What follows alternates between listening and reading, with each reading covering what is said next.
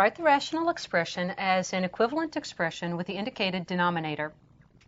We have the rational expression 3 over 6m minus 12, and that is equal to some unknown value over 42m minus 84.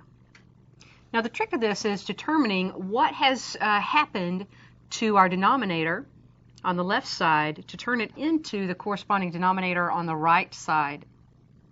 If we multiply 6m minus 12 times 7, we will get that denominator.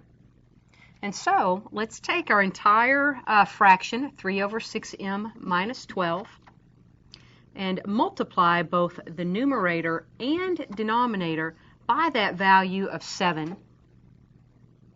Noticing then that we get in the denominator, indeed as we distribute, a 42m minus 84, and multiplying the numerator by 7 also gives a numerator value of 21. Therefore, the unknown value in the numerator that will create an equivalent expression is 21.